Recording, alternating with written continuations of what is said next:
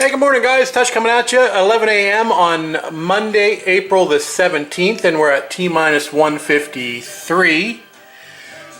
Back on the 68 Triumph TR250 this morning, and should be a good day today. I think today will be the day that we finally get the rest of the bits off the chassis, and we can basically then start building everything back up. So there's a few things left to do. We want to get the engine and the tranny out of the frame today, and we want to clean up all these little ancillary bits like these brake lines, fuel lines, etc.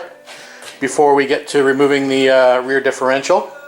So we're going to do that. The first thing I think we're going to do is we're going to disconnect that clutch slave cylinder, and I think we'll be pretty clear. I've got to do the rear transmission bolts, or undo the rear transmission bolts, and then we'll be getting pretty close to getting the motor out. We'll have to remove the chassis cross member, which can probably be a bit of a bitch because I'm sure that's going to be rusted in there. But we're getting very close. So we're going to do that. We'll give you an update along the way, but we're going to get started. Alright guys, quick update for you. The chassis cross tube is now off. It didn't come off with any issues, which is good. It's got it sitting over here. We've got the rear tranny mounts unbolted.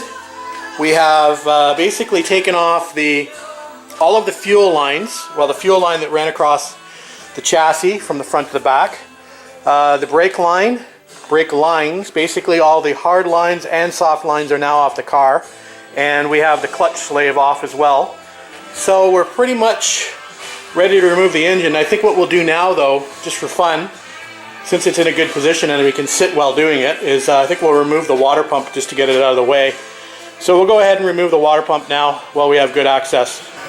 Alright guys, just coming up to 2:30 and we've got the engine hoist hooked up. We just have to undo the bolts now. So we're going to go ahead and do that. We're going to loosen the bolts off the engine mounts, and should be able to lift it clear with the frame. Wish me luck. Okay guys, she's up and out of the chassis. We just got it sitting on its side over here. We just dumped it over on its side.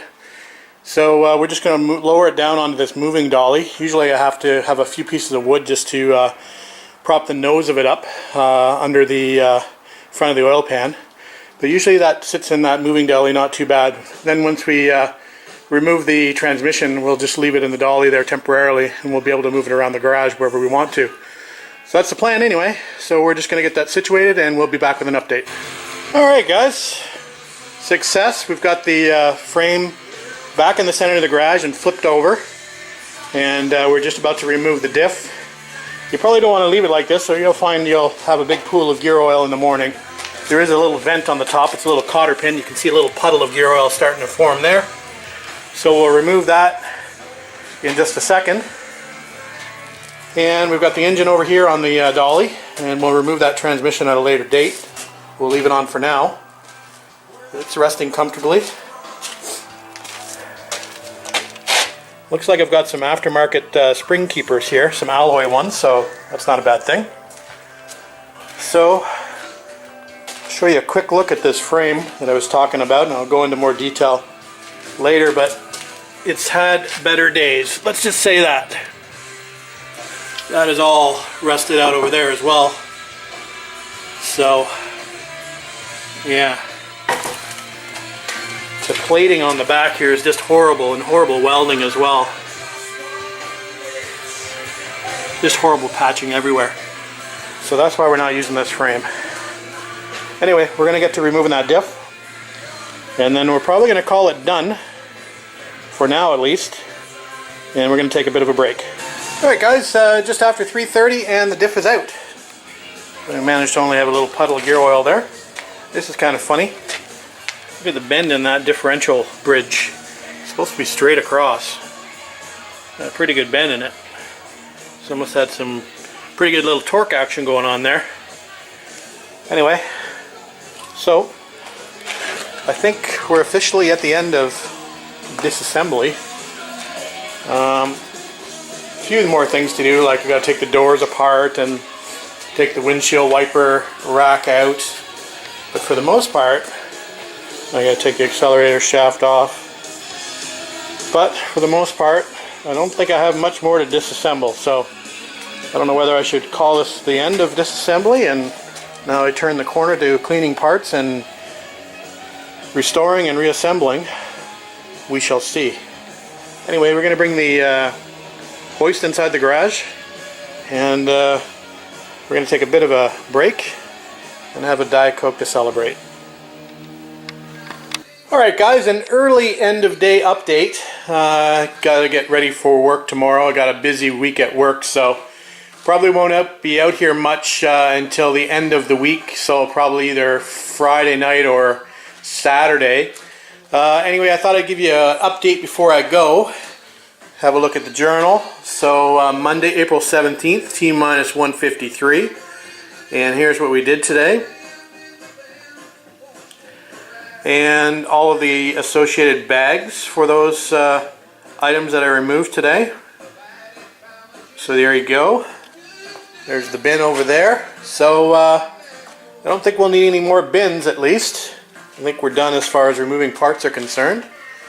So we'll leave it there. We'll upload this, and then the next video will probably be me turning the corner and starting to restore some parts. I think that means that one of the next projects will be to get this sandblaster in better condition. I got to replace the gloves, and I've got to replace the glass, and I'd like to work on the lighting. So I think that'll probably take a day in itself, just getting the sandblaster ready to go, and I need to do a lot of sandblasting. So I think we'll do that probably for the next project before we get into blasting parts, cleaning and painting. We are going to assemble the chassis first, so that means that all those bits I took off need to be refinished or renewed and go back on the new chassis.